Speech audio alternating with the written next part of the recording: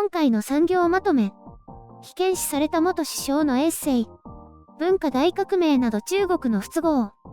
理想と違う今の中国。2013年に引退した中国の温家宝前首相が黄門同胞に、私の母というエッセイを4回にわたって寄稿。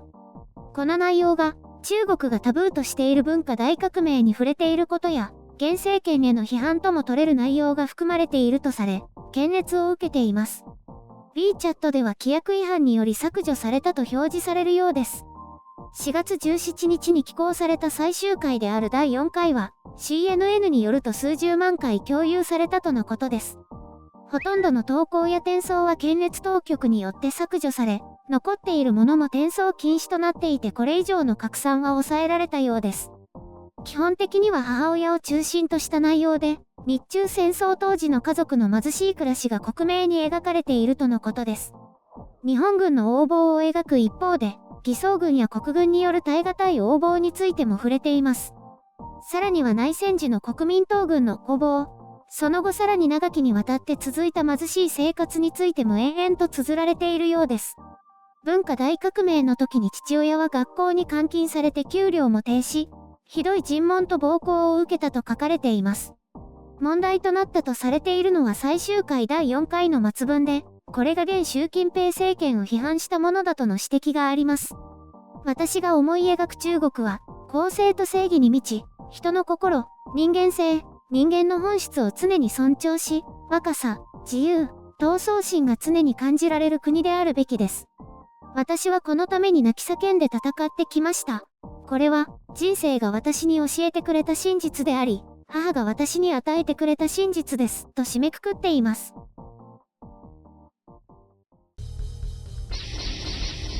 編集書簡。今回の概要、読みましたけど、中国における自称クリーン。嫌われ者からの批判。新聞でこの記事を見つけたので調べたところ、頑張れば出てくるものですね。原文が至るところに転載されていました。権利問題はどうなってるんだろう。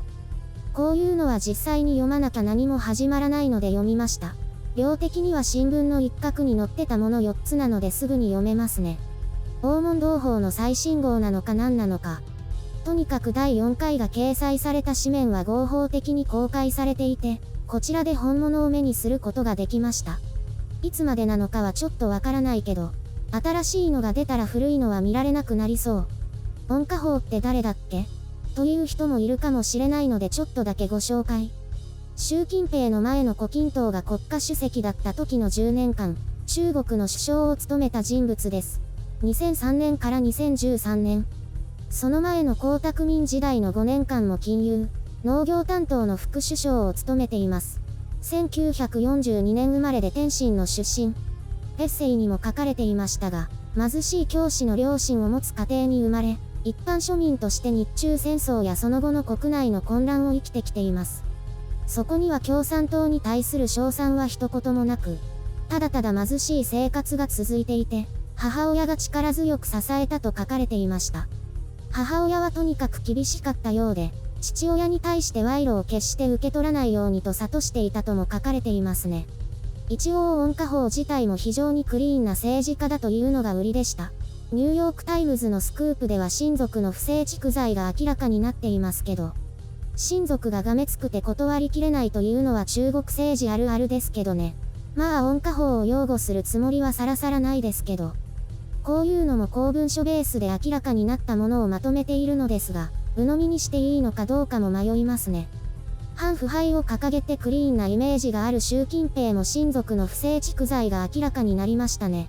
もう10年も前ですか。これを報じたブルームバーグは中国から遮断されたらしいですが、これもまた不都合な真実なのかな。温家宝エッセイに対して面白い分析があって、この中で引退という言葉が3度使われているんですね。一つは父親の教師引退。残りの2つは自身の首相の任期が切れて政界から引退したというもの。暗に習近平も引退すべきだとしていて、これが問題だったのではないかという見方もあるようです。また、抗日戦争の開始を盧溝橋事件とする記述があり、これは現政権の14年戦争を否定するものだとも指摘されたようですね。そもそも温家宝や胡錦涛は李克強を次の国家主席にしたかったらしいですが、江沢民がしゃしゃり出てきて習近平を押し上げたとされています。温家宝自体が中共権力者としてはちょっと他とは違った感覚を持っていたこともあって、習近平とは反りが合わないと思います。いや、誰ともか。香港への強硬対応を選択した習近平に対し、温家宝や胡錦涛は反対していましたからね。温家宝は一般庶民からは人気が高かったようですね。周恩来元首相のような感じで全国的に、四川の地震の時にもすぐに現地に行きましたしね。なんだっけ？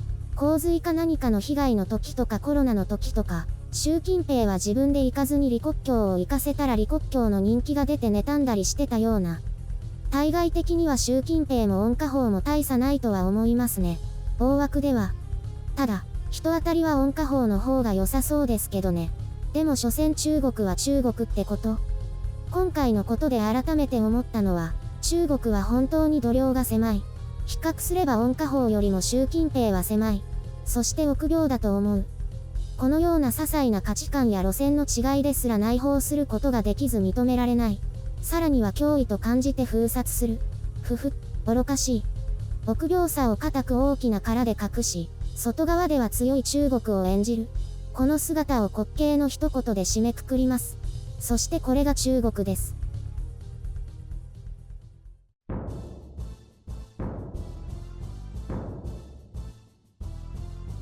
温家宝って知らないね。あ、そう、もう10年前だからね。その頃だとますますこういう難しい話に興味なかったし。あ、でも、スマップが北京公演やるとかって言って会見した時にいたのが温家宝じゃないかな。あれって2008年とかそんなくらいだったと思うけど。ああ、それはニュースで見たかも。あれって結局やったんだっけ？何かなくなったんじゃないっけ？知らない。そんなに興味なかったし。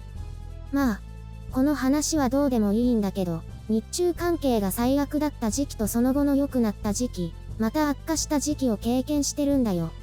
なんかひどい時あったよね。日本車壊したりとか。最初の方は小泉首相の時で靖国問題が発端。その後は民主党政権で尖閣諸島の領有権でかな。確か。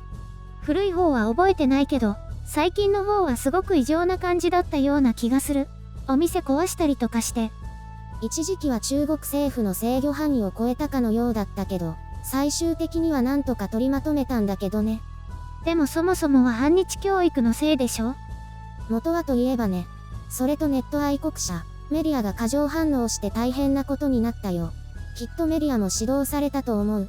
煽りすぎって。メディアのせいなの？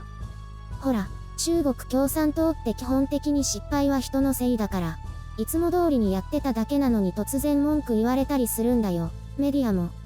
大変だね。ところでその温家宝さんのエッセイ、そんなに問題なの？だって一応元首相でしょ？習近平は前の胡錦涛が主席だった時、序列では6位だったんだよ。その時は集団指導体制で、トップの9人が多数決で決めてたらしい。ただ出身や派閥がバラバラで意見が全然まとまらなくて苦労してたのをずっと見てたんだよ。へえ、多数決とかしてるんだ。トップだけでだけどね。それで習近平は一枚岩にするために考えの違う人を排除して、ほぼ独裁体制にしたわけ。一党独裁をさらに独裁にしちゃったってこと？そう。それがまるで毛沢東みたいな権力集中だとか個人崇拝に傾けてるんじゃないかとか言われているんだよね。とにかく権力者なんだ。なんかこの前ダボス会議の映像を見たときは、随分年取ったなって感じたけどね。そう。私はあんまりよくわからなかったけど。で、いつ引退するんだろうね。ボケるか病気になるまで続けるらしいよ。少なくとも2030年とか2035年までは続けたいんじゃないかな。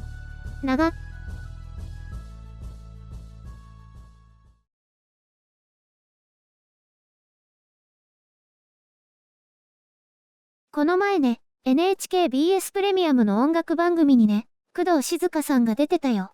さん付けの方がいいよね。こういう場所では。どっちでもいいんじゃない？呼びやすい方で。あ、そうなの？それで、20代の頃の映像も出てたんだけど、可愛かったよ。ゆるりんは誰派？誰派って、別に誰派とかないけど、うち、子供の頃はテレビ見られる時間が決まってたからその頃の人たち全然知らないんだよ。じゃあ今は誰派？その誰派っていうのがもうよくわかんない。そもそも最近音楽全然聞かないし。ノリが悪いな。なんかね、80年代のアイドル全盛期って松田聖子ちゃん派か、中森明菜ちゃん派かって感じだったんでしょ？何そのネット検索か聞きかじりっぽい知識のオンパレード。私の姉は松田聖子派だったらしいけど、私が物心ついた時はもう第一線じゃなかったんじゃないかな。多分。80年代のアイドルはなんか別格だよね。YouTube でたまに見たりするよ。何それ？最近そんなのが流行りなの？全然ついていけないんだけど。困ったちゃん、だな。最近80年代のファッションとか音楽がちょっとした流行になってるんだよ。私はどっちかっていうとかっこいい系より可愛い系の服が好きだから、聖子ちゃん派ってとこかな。そういえば最近はずっとテレワークだから洋服も買わなくなっちゃった。部屋着で仕事してるの？まさかパジャマのままじゃないよね。朝起きたらちゃんと着替えてヘアメイクもそれなりにやってるよ。だって突然オンラインのミーティングが入ったりするし、顔映すのが当たり前のようになってるからね。この前オンラインミーティングやったんだけど、気づいたら私だけしか顔映してなかったよ。そういえばゆるりんはそろそろ服変えた方がいいんじゃない？もうすぐ5月だよ。ゆるりんも服は明るいピンクがいいと思うよ。思い切り被るじゃん。それにピンクはどうかな？ちょっと。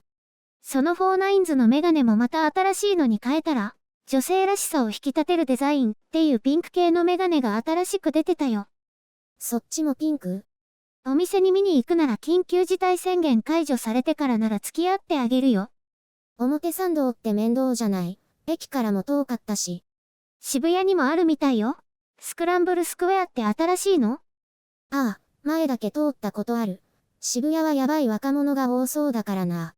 とにかく今は会社から外食はダメって言われているんだ。だから緊急事態宣言解除されてからショッピングとランチに行こうよ。